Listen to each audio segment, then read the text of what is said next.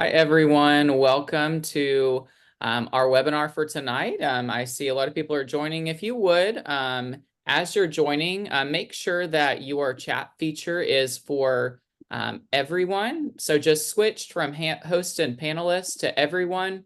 And if you would, start by introducing yourself in the chat. Tell us your name and where you're joining us from.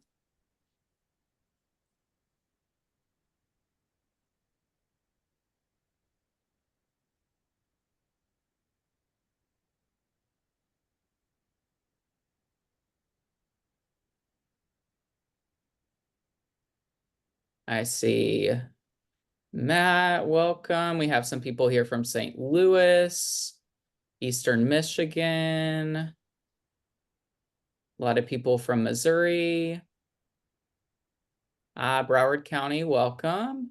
Williamsburg. Man, we're from all over tonight. That's great. We will give people just a moment to come on in. If you're joining us now, please make sure you have changed your setting from host and panelist to everyone so that you can communicate with everyone during the chat. I'd like to start by welcoming you from the National Council for History Education. My name is Dalton Savage. I'm an education coordinator with NCHE. I also have my colleague Shauna with me as well. Shauna is one of our education coordinators working in St. Louis, Missouri. I do believe that we have Kathleen Barker, who's on as well. She's joining us from our EPIC grant in Michigan.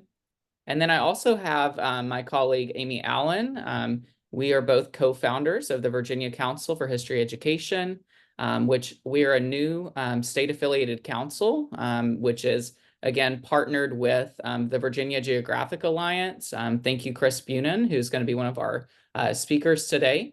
VGA partnered with NCHE and VCHE.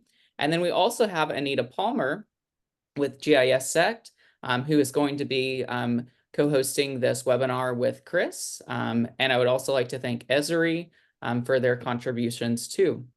Again, what we'll make sure to do is in the chat, go ahead and introduce yourself, tell us where you're joining us from, and then just make sure that tonight you are able to interact in the chat. I know that Chris and Anita are very excited to get started. This webinar is The War Before Independence, Contextualizing the American Revolution, and other episodes of early U.S. history with WebMaps. There will be a question period at the end, time for Q&A. So if you have questions, please place them in the Q&A below throughout the presentation, and then Amy will get into the questioning towards the end. So without further ado, I want to go ahead and turn things over to Chris and Anita and just welcome you and thank you for being here with us tonight. Welcome, everyone. Anita, you ready to go? I'm ready. All righty.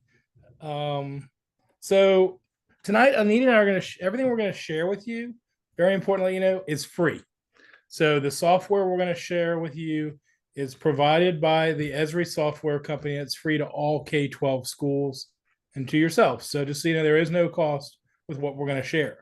Tonight, our goal is to share with you how easy it is to contextualize the geographic nature of historical events and episodes using WebGIS and WebMaps. But before we get started, I want to share with you a quote shared by a pioneer in historical GIS, David Bodenhamer, who is the former executive director of the Polis Center at IUPUI in Indianapolis. And he was giving a keynote a number of years ago, where he stated that in history, we usually know when something happened with a high degree of certainty. We may have less precise knowledge of where it happened.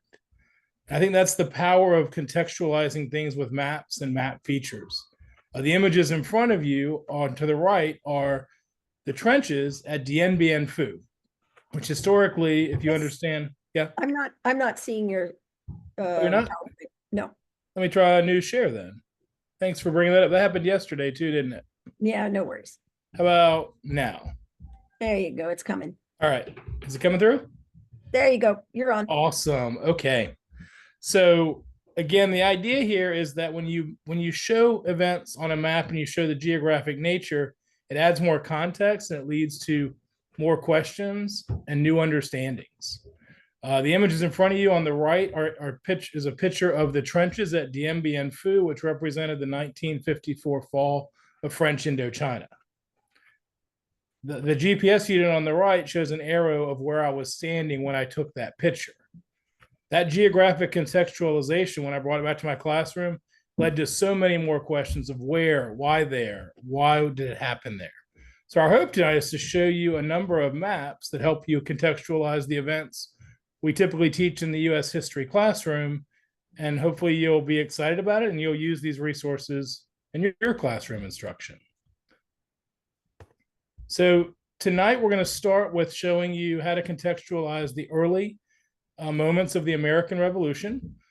This webinar is part of VGA's hashtag USVA 250 professional learning series, while we commemorate and reflect 250 years of United States independence. And so just to review a few events that have approached or are approaching the 250th year since it happened.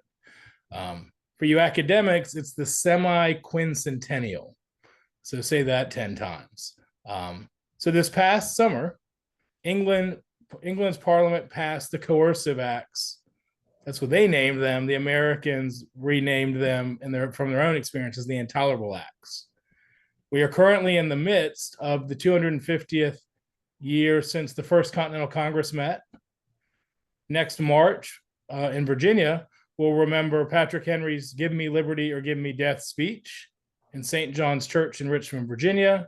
In April will be the first shots of the American Revolution at the battles of Lexington and Concord.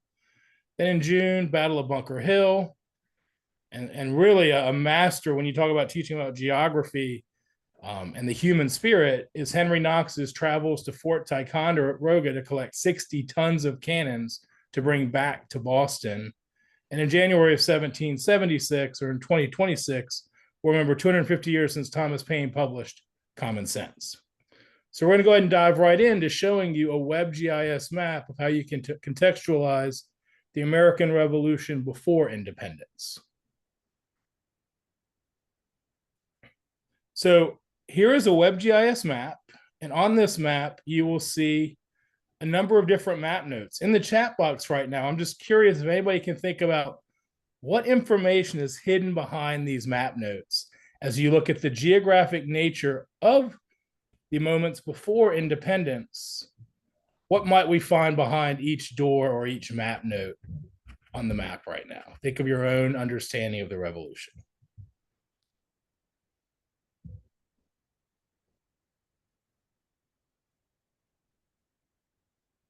What events are hiding behind those map notes in Boston?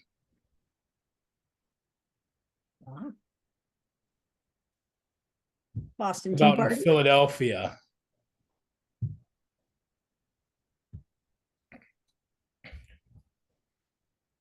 So you brought up, Tina, the Boston Tea Party. So I'm going to take you through a little exploration of this map to show how we can geographically contextualize these notes, because right now we're looking at the map at a regional scale. So over here on the right, I have some bookmarks. And I'm going to choose the bookmark to take me to Boston called Ripe for Revolt. And notice how when I zoom in, the map notes separate out and we can see some geography here. So as Tina shared, she's right. The Boston Tea Party occurred in December of 1773, in which the Sons of Liberty dumped millions of dollars worth of tea into Boston Harbor. The map note here in Boston Harbor represents the Boston Port Act, which was part of the Intolerable Acts that closed Boston's shipping industry by closing the port. Does anybody know what the map note, I'll just go ahead and tell you just for time, the map note outside here in Concord is going to be the reaction of the Sons of Liberty to encourage militia to start to collect weapons. And the royal governor of Boston, as we know, is going to send out soldiers to collect those weapons. And so we have another bookmark to say, well, let's zoom in even closer and look at the geographic nature of the early events. And we see some lines here. We see lines, if I turn on the legend, that represent Patriot and British lines. If I click on this line, does anybody know whose name may pop up on these patriot lines heading from Boston to Concord?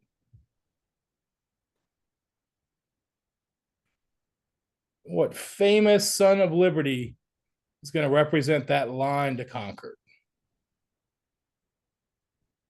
Revere. Thank you, Sarah. So she's right. This line represents Paul Revere. But this line represents William Dawes. So Paul Revere was not alone. He had William Dawes help him to cover the southern route of the Midnight Ride. And they're going to be joined in Lexington, outside of Lexington, with Dr. Samuel Prescott, who was on his way home from Lexington. But then if we follow this line all the way to Concord, we see that Paul Revere didn't make it to Concord. Dr. Samuel Prescott was the only one who made it there. Paul Revere was captured and William Dawes ran off when stopped by redcoats. We then can go to our layers and we can turn on our battles. And we see a number of battles that pop up here. And so now we can contextualize for students that there were a number of battles occurring around Boston. The first shots are fired in Lexington, and it will show you the date and the casualties. Then it will show you the Battle of Concord. So in Lexington, the shot heard around the world, 1 British casualty, 18 US or Patriot casualties. In Concord and the aftermath back to Boston will result in 250 British casualties. And then you can show the route that the redcoats took, but notice right here, this will lead typically to students asking more questions. Then they might say, well, what's this battle right outside of Boston? And this will be the first major battle, the Battle of Bunker Hill. So now we can zoom out. Give me back to my bookmarks. And we can zoom out to December of 1776. When we do that, notice these are all the battles that occur in 1775 and 1776. With the software, I can go over here to my battles and I can tell the software, show me just the battles that happen. Hold on. Show me just the battles that happened before we even declared independence. And notice there's an option here for before the DOI, as my elementary teaching wife likes to say, the DOI is yes. And notice these are all the battles that happen before. Chris, you want to do is. You've got is not there. Is not. Oh, thank you. Is. There you go. Yes. And notice that when we do this, we get a whole different geographic pattern. And we can see the battles occurring and where they occur. Sorry, I've got a screen in front of me here to zoom out. So this shows all the American Revolutionary War battles that happened before American independence. And you can ask students to look at, based on the legend, who was winning the battles, where are these battles occurring. If students don't know which colonies there are, notice in the legend we have that they're New England, middle, and southern colonies. So you can begin to teach the phases of the war. And many students are surprised to learn that all of this fighting was occurring before the Declaration of Independence is even sent to England. There is more to this activity. The map notes outside of Philadelphia look at the crisis and the events leading up to December of 1776 to see what was the reaction to the Declaration of Independence. So these battles happened before. The activity continues where students explore what happened the 6 months after the Declaration was signed. However, Anita and I want to share with you more activities today, but just to show you right here, here's an example of a WebGIS activity. We'll show you the scripts. and how you can geographically contextualize all the events that we teach our students to remember as the steps and the events that lead up to American independence. Please put any questions you have about the software in the chat box, and we'll be happy to discuss those at the end. But now Anita is going to share with you what is this software we've been using called GIS. So what is GIS? GIS stands for Geographic Information System. So let's break it down. The G in GIS is the geography part. The map is the vehicle for visualization. So that's our number one. The I is information, stands for information. And you know, what is one of our issues today? It's the sheer amount of data that is constantly coming at us. So the I is information. We have so much information. The S stands for system. Everything happens somewhere, and a GIS encompasses that locational data, and it processes it on a map. So Geographic Information Systems is a computer system that analyzes and displays geographically referenced information. Back at you, Chris. Well, no, now I want you to explain, what does this image represent? We've got this system, Anita. What's this stack of squares over here on the right? All right. Well, the beauty of a GIS are the maps. So as we look at that, what we're seeing is different layers of maps. So let me give you a scenario. We have a lot of coastal communities in the United States, not just in Florida. They're in a lot of other places. And so what happens if you happen to live kind of near a coast and you're beginning to get concerned about, flooding and during events? And so we could have a map, say that bottom one is a map of the coastal plain. So it shows where that is.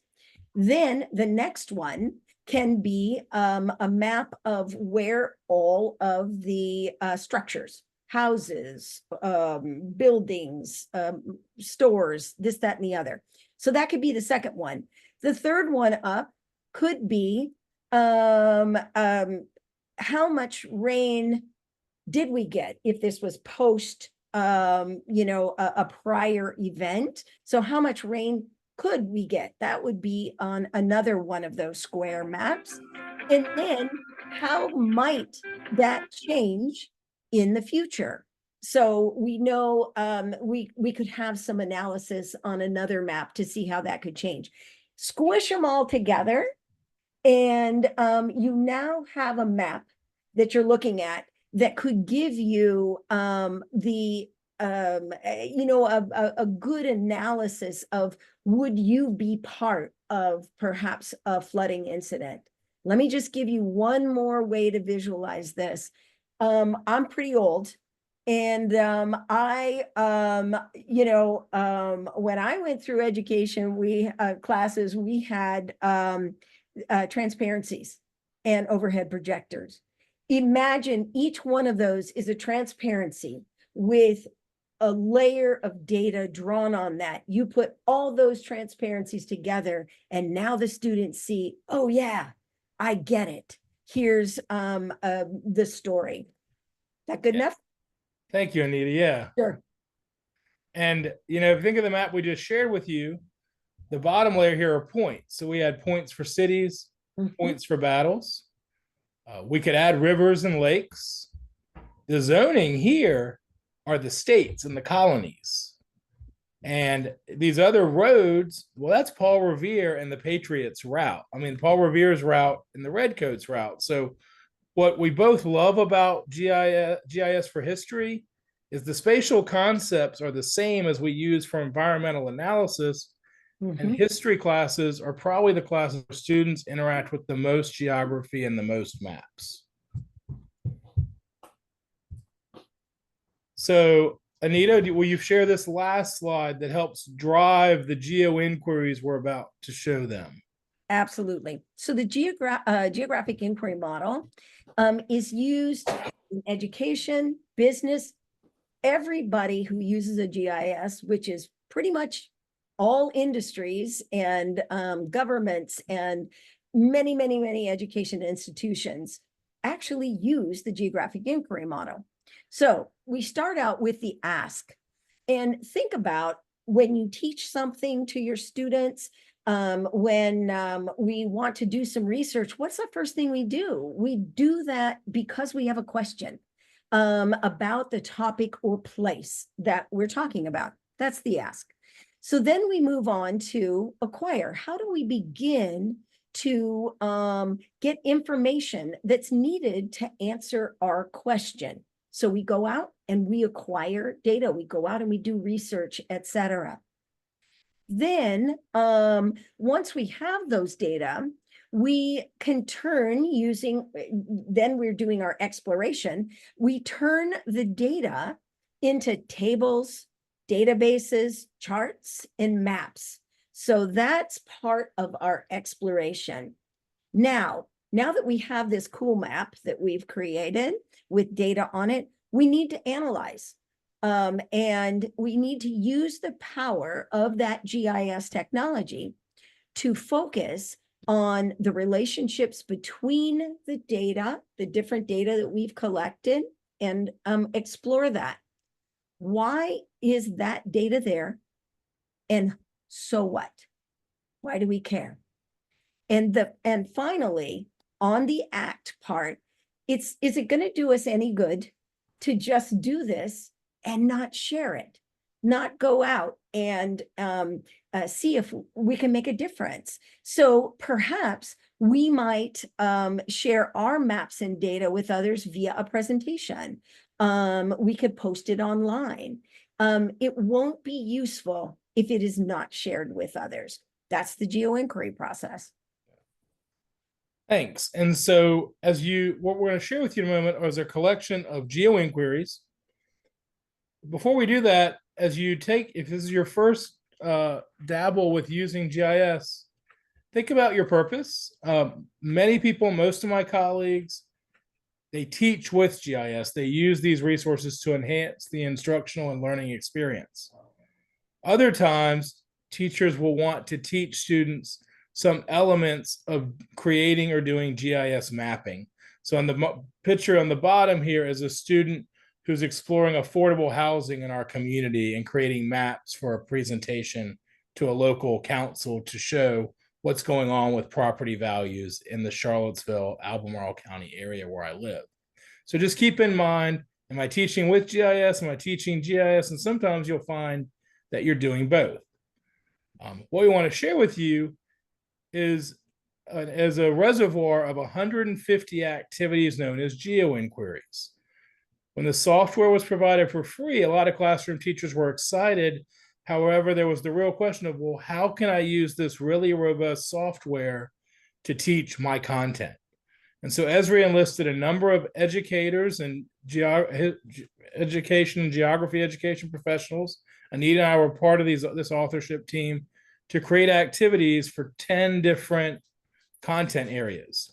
And you will find that you can find these 15 to 20-minute activities designed from everything ranging from government and human geography to environmental science, world history, US history, and world geography. So one thing Anita and I want to let you know, though, is some activities that will fit for your classroom are not going to be in the content you teach. The beautiful thing about historical topics is there's a lot of cross-pollination and there's a lot of intersectionality between the topics. So we pulled out for early American history these 7 activities, and we put which collection you would want to go to find them. So in addition to the War Before Independence, there's a really great activity that explores the geographic nature of early European exploration and how dynamic it was. It really focuses on the Portuguese and Spanish competition to find a sea route to Asia from Europe. The Great Exchange, the 13 colonies, the Protestant Reformation, You Claim It, You Name It is in the Human Geography collection, and the March of Time looks at the growth of cities from 100 CE to present day. But Anita, I'm wondering, I look at all these, we don't have time to get through all 7 of these. Is there one that stands out to you? I think would be a great one to show them? Well, let's see. Chris, I think you should lead off with one of the earlier ones. Was it earlier European exploration? Well, I think we Or the great. no, I think we were going to dive right into. Oh, that's you right. Want to show the earlier European exploration? Let's do that real fast, and then we'll jump over to the Great Exchange. Okay. Okay. I like that idea. We're running good on time. All right. So what you will do, folks, when you want to get access a GeoInquiry activity, is you will go to the landing page that's provided, and then you'll see that it brings you to a library of topics. And the early European exploration one is here in world history. And then you will see that there are 2 levels of GeoInquiries. Level 1 is no requirement to have a login or what's known as an organizational account to be able to do GIS analysis. And then level 2 requires you to have a login so you can conduct some geospatial analysis. So I'm going to go ahead and click on early European exploration. Chris, can I jump in about that analysis? Yeah. Because you're doing the level 1 activities, does it mean you're not doing any analysis? No, you are doing analysis. You just aren't doing analysis that burns credits in Esri's mind. You can do analysis. You can do very simple yet powerful analysis, similar to when I asked the map to not show all battles of 1775 and 1776, but please just extract for me and isolate those that happened before the Declaration of Independence. So when you click on a landing page for a GeoInquiry, here's what you get. You get a map, you get a teacher guide, and you get a student worksheet. You also get a guide on how to get started, and it shows you which social studies standards from the C3 framework the activity aligns to, and the learning outcomes. The teacher guide is a 2-page PDF that provides an overview of the activity, the link to the map you're going to use with the layers you'll need, and then you'll see a script that follows the GeoInquiry model that Anita just described to you. On the ACT part, the ACT is what do students do with the information. So it's not an ACT at the highest level, but it is inquiry, and it follows the geographic inquiry model. This script is designed for a teacher-led activity with 1 computer and presenting the map to the students. And it provides sample questions and answers. There's 2 reasons why it's only a 2-page PDF. 1, should the software change, Esri is committed to updating the activities. So that's one reason to keep it short. Number 2, Anita and I have met very few teachers that like to follow somebody else's script. So if you see questions that you would modify or you would do other things, these are published in Creative Commons. Have at it, modify them. If you are at a school with a 1-to-1 computer initiative, or you have access to a computer cart, if you go back to this landing page, you can open up a Google Doc student worksheet that includes the steps and the link to the map. You can make a copy of this and you can modify it and differentiate it for your classroom, your interests, and so forth. So know that there's a lot of flexibility to how you approach using these. So let's go ahead and just look at some things that you'll find in the early European exploration map and how it really supports not only world history, but US history.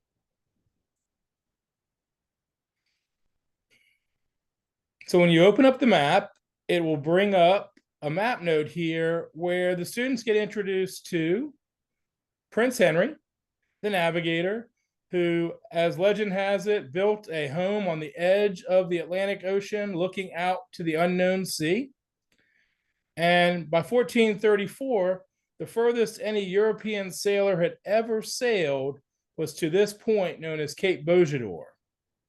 Embedded in this is a Library of Congress primary source where you can ask students, why do you believe, based on this image, people hadn't gone further than Cape Bojador? And now you're bringing in some primary source analysis, and students can see what sailors and cartographers believed was in the unknown sea.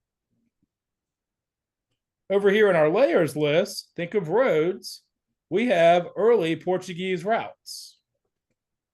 And this route here gives credit to the first Portuguese sailor who made it past Cape Bojador. And I'll just ask if anybody knows, you can put it in the chat box. But the beautiful thing as a teacher, if you don't know, just click here and it will tell you that it was Gilles in 1434. But then we can zoom out, or we can click on our bookmark. We can say, hey, zoom out to the southern route.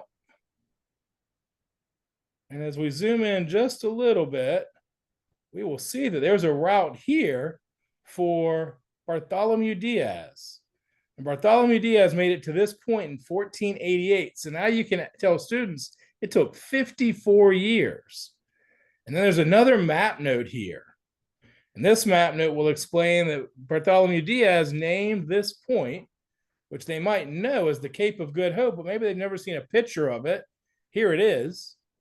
And they'll find out that he originally named it hold on a second, let me see this, the Cabo das Tormentas, or the Cape of Storms. And the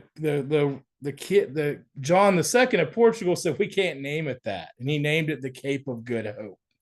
So that shows early European exploration.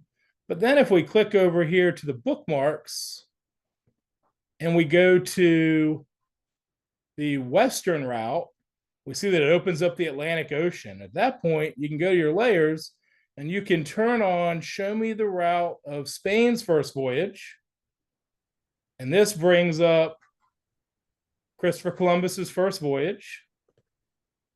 When you click, notice it will tell you what the year, 1492. But then when we click on show me all the routes that open up from 1493 to 1524, the students can get an idea of just how busy it becomes. And when you click on any of the Spanish lines here, there's embedded a graph. Give me a second to find it. Where are you? Hold on. Nope. I know it's here. So notice here, when we look at this line, it shows you that Columbus shares with students, he went on 4 voyages. You can ask students to add some mathematical analysis here to look at, what do you notice in this bar chart? And they notice that on his second voyage, he has 17 ships with him, and that can lead to another conversation and other questions. It also shows that Portugal is exploring in Spain, and what they find out when they click on this map note is that there was an explorer named Amerigo Vespucci who realizes Columbus was in a mundus novus, in a new world. And this ends up being named America. As you work through this activity, it also includes the line of demarcation. And when you click on it, it provides a map note and talks about how the Pope divides up land claims for Spain and Portugal. And then it ends with showing what were the European land claims in 1700. And when you turn on the legend, notice all this information and all of these layers of geography and history that you can reveal to your students. And the beautiful thing is, if a student, you need to go slower or to help review things, turn off some layers. Zoom in to the area of the West Indies and show where these routes are and where they were exploring. So it's not a what you see is what you get kind of map. And so this is what you get with the early European exploration activity. So let's see, Anita, do you want to head to the Great Exchange? Yes, I do. All right, so Columbus's voyages opened up another big era, a 500-year era, really. And so we're going to show you another activity, and this one is titled The Great Exchange. That one you will find in the U.S. History collection.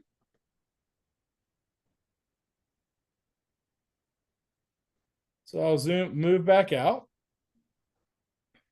We'll go up a little bit, a level. We'll open up the U.S. History collection.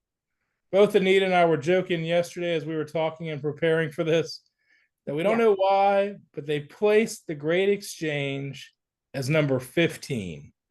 We can't explain it. We just can tell you that you'll find it as the 15th event or activity in this collection. So we'll go ahead and open up the map. And Anita, All right. walk them through the Great Exchange GeoInquiry. All right. While that map is opening up, put in the chat, if you would, where in the world were potatoes first grown?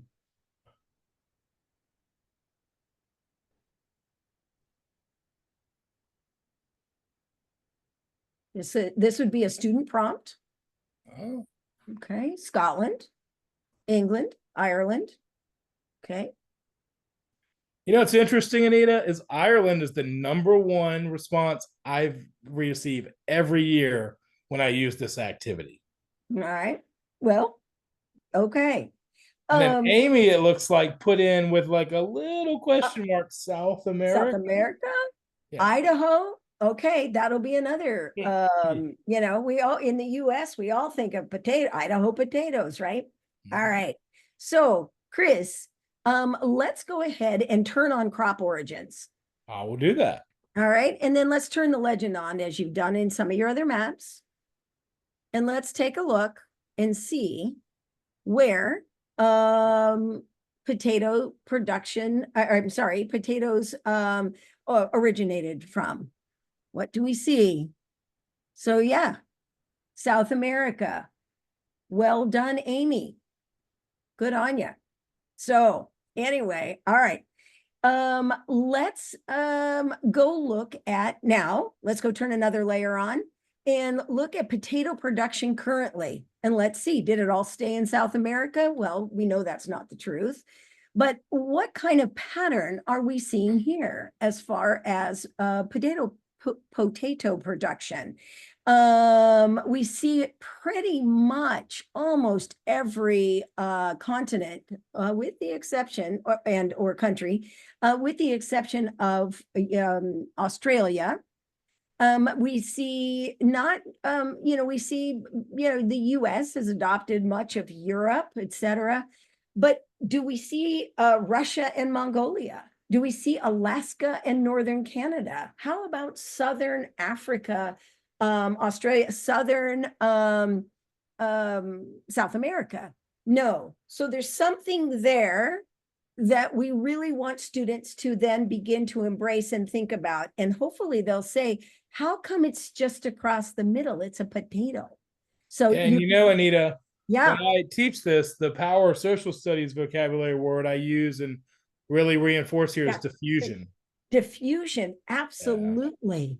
So what are we seeing as far as the diffusion of potato, I don't call them potatoes, but for some reason that's coming out that way.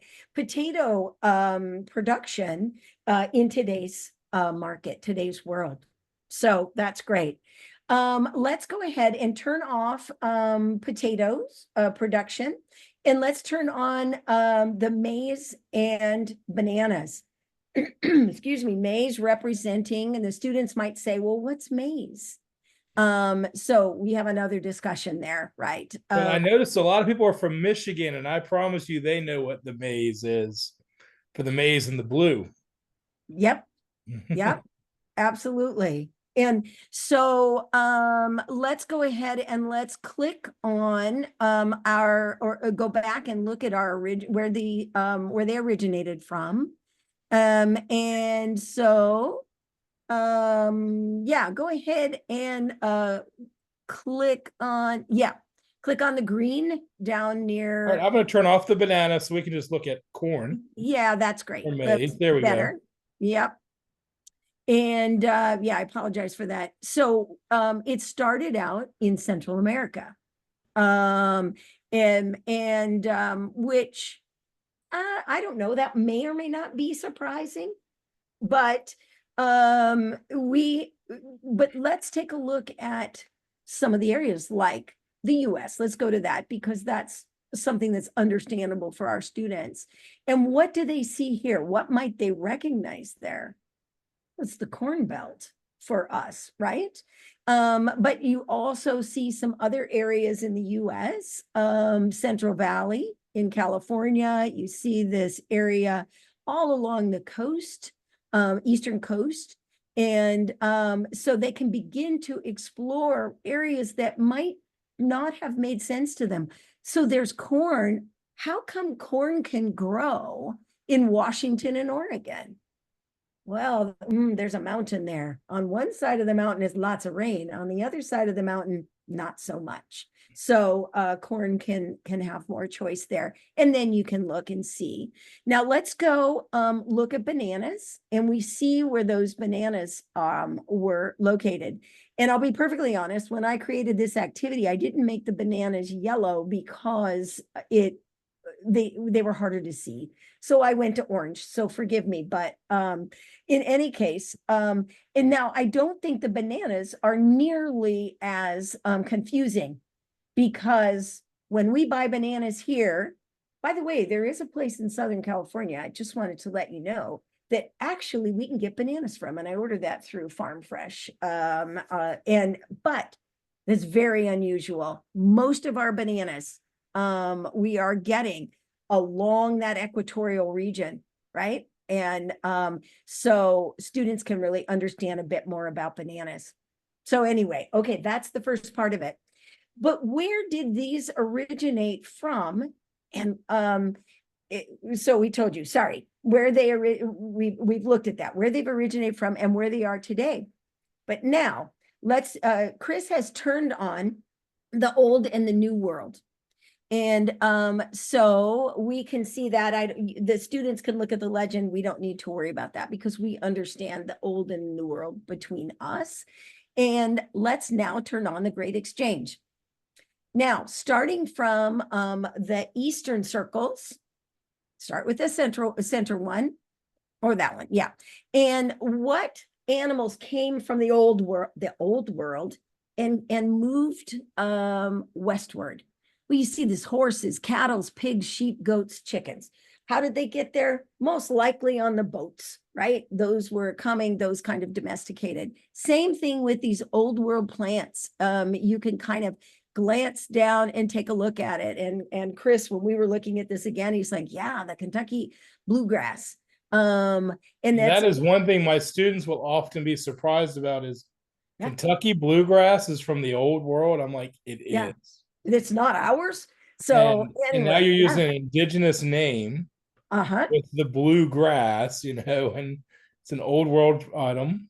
Yeah. And so now let's look at come the other direction from the new world. And I think this might, and you as teachers using, teaching this, I saw somebody that said, yeah, Kelly says, we teach this Columbian exchange and to the younger students.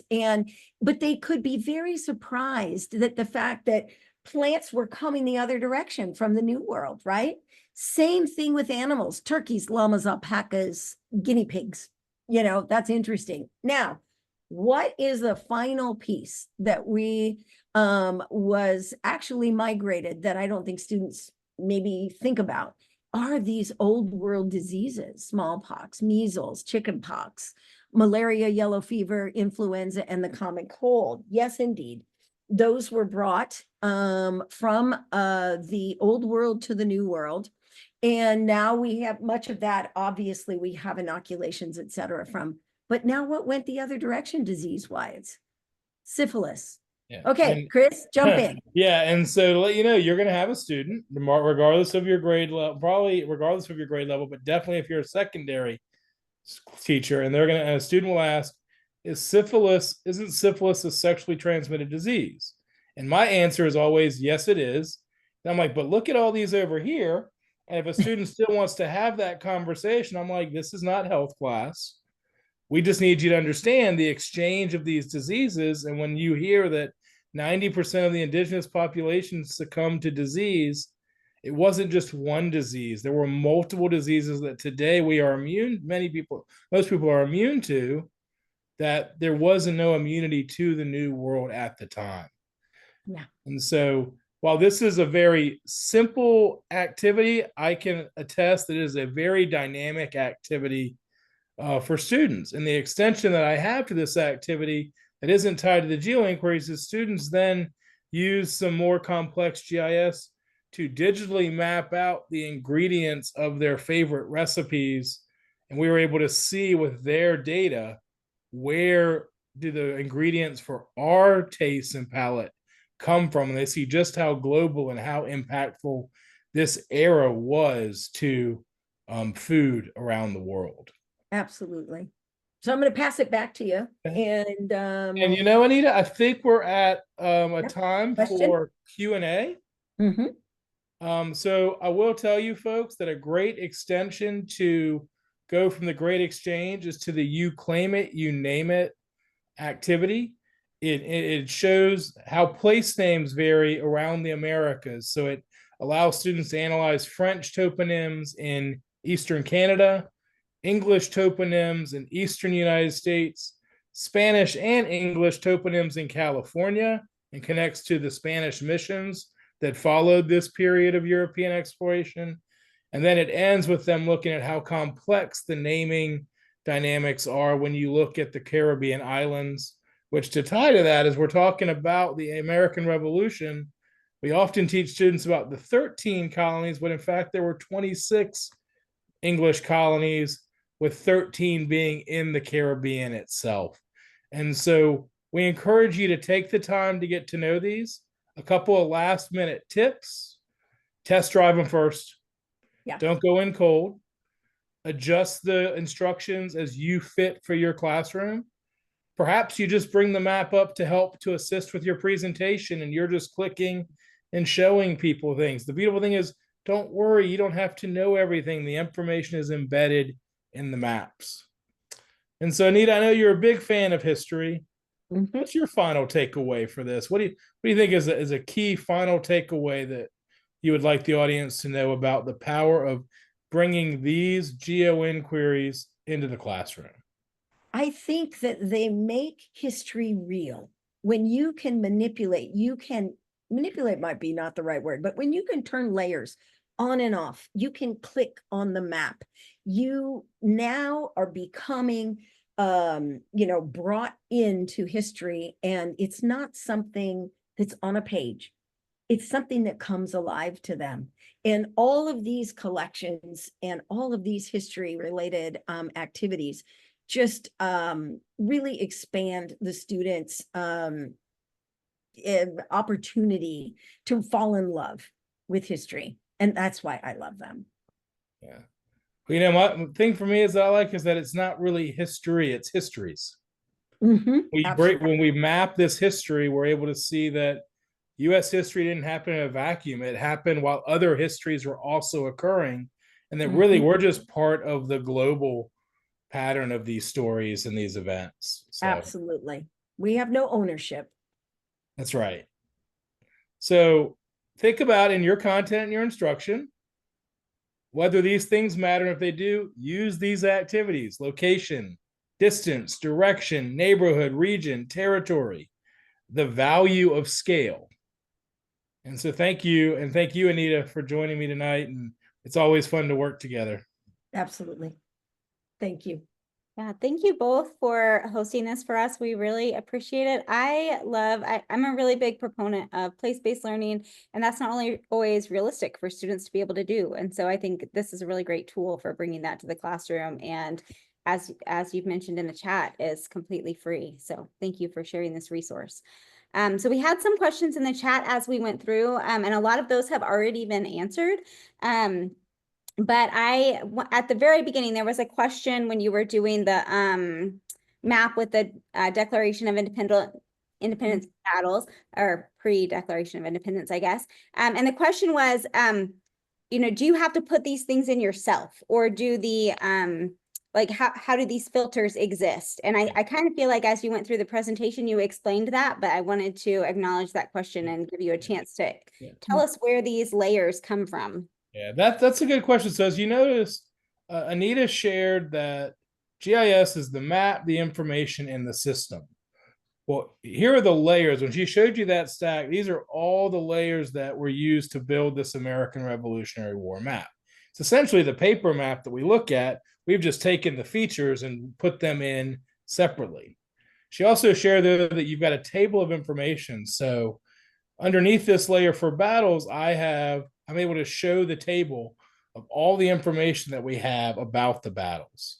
So we can see that we've got the name of the battle, the state that it happened in, what region it's in, who won the battle, and that who won the battle is driving the red or blue symbols on the map, the year that it occurred, the date that it occurred, should it show up for April of 1775, yes or no, and then you can go in and you can reclassify data, or somebody else can do it for you.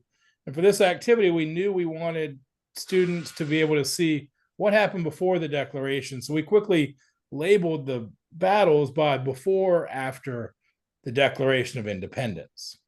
So then when I go over here to the filter, you do have to manually put in the filter, and the directions will tell you what the filter is. And there's also technical tips on the back. So when I click on the filter, I know that I'm working with the battles, and I can go in, and this list here is literally corresponds with the headers in the column. So what is it you want to base your filter on? And in this case, knowing the directions, I can say, show me that these are the before Declaration of Independence is the field, and I want the answer to be yes. And then when I click apply, you see the other battles become hollow and the main ones become visible. So the short answer to this long explanation is, yes, you have to plug in the filter, but you don't have to make the data. You can, but for the geo inquiries, there's also a lot of hidden data here that if you want to look at more patterns and things, you can. Yeah, and so in this case, if you wanted to find this specific map, you would go to the War Before Independence geo inquiry. And then as you've shown us, there's dozens of others, and they all have unique sets of information. Yeah, when you click on the link, it brings up the description and then the resources. And here's the link to the map, the teacher guide. And if you look at the teacher guide, it will walk you through. When we get to I think it's over here, it'll tell you to filter right here, filter battles. And it tells you what to set the filter as. Awesome. And that's where the practicing comes into play the first time you do it, just so you're not stumbling and fumbling too much in front of your kids.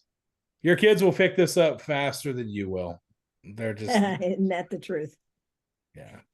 Another question that we had was just, will this be available later? And there will be a recording of this posted to the Virginia Council for History Education website. And so after the fact, give us a week or so, but we plan to post this on the Virginia Council for History Education website with a link to our YouTube channel where this will be uploaded. And I know that Shauna has gone ahead and put some of the direct links in the chat as well. But are there any other specific questions for Chris or Anita? We have a few minutes left.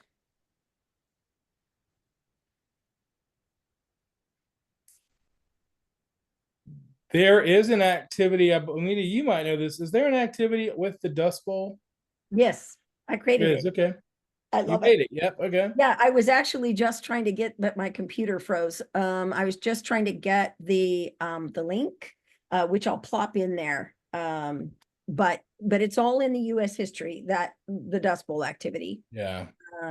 Yeah, that's a fun. That's a really interesting one. It's funny that you say that, Anita, because it's the same thing when it's like, hey, we're going to map hurricanes, and GIS people are like, that's fun. And there's nothing fun about hurricanes. No. But the data is so valuable and so Mhm. rich that's what makes it interesting. Yeah, I know what you're saying. Yeah. Yeah, the students just get so involved. Yeah. And let me tell you just a little quickie about the geo inquiries. And Chris, obviously I got to work with Chris on like 4 collections, so it was a lot of fun. And but theoretically they were supposed to be 15 to 20-minute activities. And that's why the maps created for you, the data was all collected and all of that.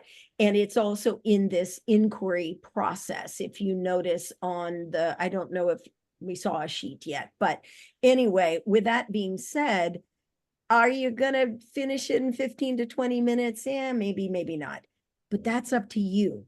That's how much time you want to put to it. You may just choose one section of an activity, of a geo inquiry, And indeed, you just want to use it for 10 minutes and you're using it for illustrative demonstration purposes. Or you could flip your classroom and have the students do it ahead of time. They might be in the library if they don't have it at home, technology at home, this kind of thing. And you might have them come kind of prepped for your class, having done it ahead of time. It's up to you. But if you do this once, you're going to say, okay, I got it. This is fine. I can do this. And Anita, that's a good point. When I use these, and I use a geo inquiry, typically each unit, I set a timer. I give the students the worksheet and the map. Nice. I get them started by going through the first section together. Then I set the timer for about 10 minutes. Some students will finish it in 10 minutes and some do not, and that's okay because I don't want it to take the whole time. And then I'll often just ask, so what'd you learn? Tell me something you learned that you didn't know before. And that starts the conversation. So I don't just go down the list.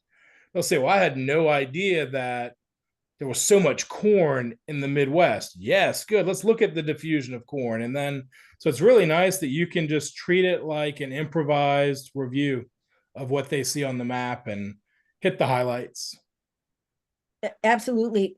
I'm watching the discussion in the chat. And I see Licia says, I could have used this for the United States region unit. And I'm looking at others as well. Oh, I could have done, or I'm looking forward to. Just give yourself about 15 to 20 minutes to just really click on the content in those history areas, US, world, history, human geography, world geography. Go just look through those and make yourself a little list of, I can do this one, this, and then go exploring and have fun. Yeah. Check out the upper elementary too. I like the time Yes. zones activity in the upper elementary because if you think about it, this is really sophisticated data. It's just the activities that have been written for an appropriate age group. Exactly. You can modify an elementary map because the data is very rich and do a time zone activity for secondary students. If you have to teach about formal regions or how we organize the world and why is it when we watched the Olympics, it was 5 hours ahead in France. You can bring that to life for your students. I did see one question in the chat box about, are there modern activities? There are. And this is one of 3 webinars. We're going to come back and join you in January. And we'll tell you, okay, now you're teaching the 19th century. And Anita and I will share with you our favorite activities for that period. At the same time, don't let it discourage you from just diving in and seeing what's there and using it, particularly for global studies. Oh, there's so many things you might find that fit. Absolutely. And I'll just leave you with this, just an affirmation that upper elementary time zone activity, I had university professors who would use that with their university students in their freshman year because they did not know time zones. Yeah. And they needed to understand that. So, mush them up. It's okay. Thank you so much to our panel tonight. Many of you know I'm a former AP Human Geography teacher and reader, so I'm happy to jump back into this world even for a bit because it's all connected.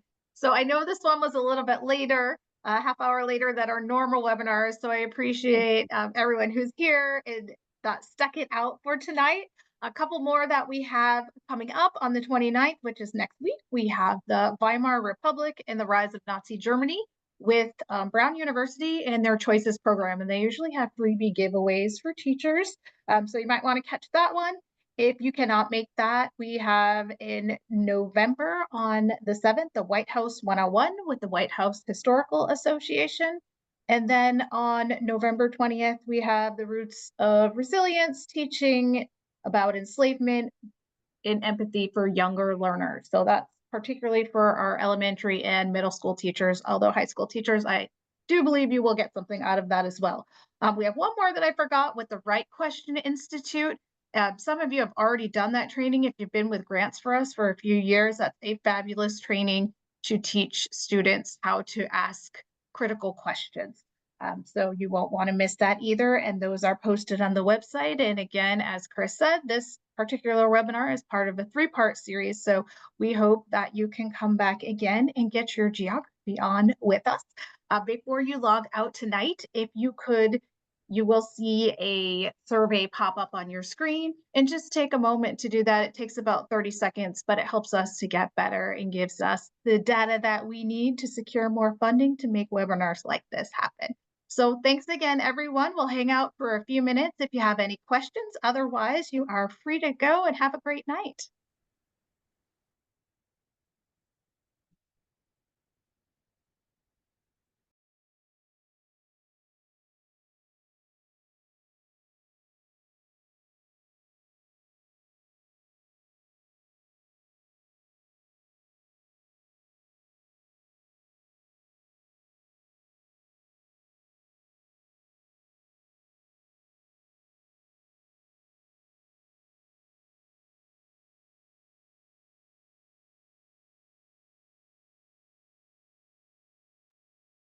I'm sorry, we might even skip math.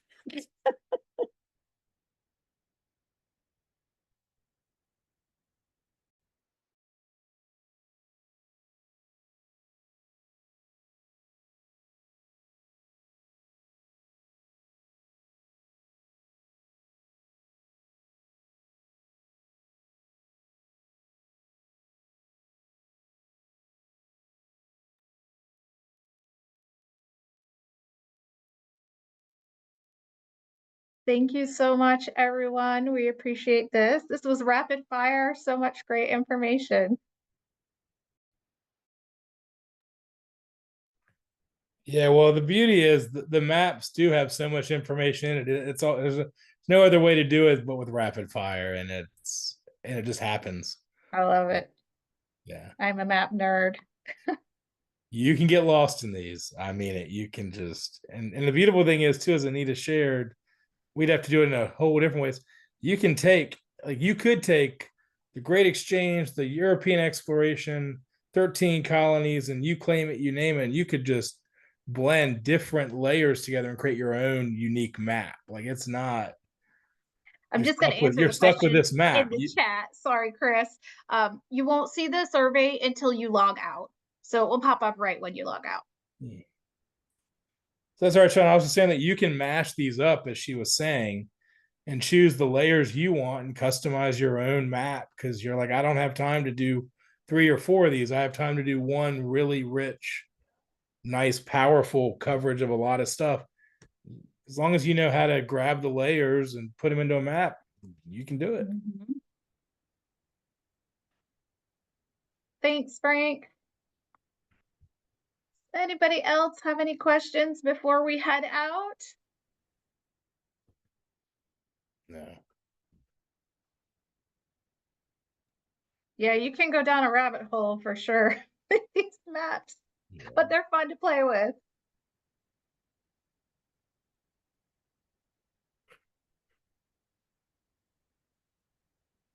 All right, well, have a great night, everyone. Thanks again, and I'm looking forward to the next one. Absolutely. And if we don't see you till then, happy Thanksgiving.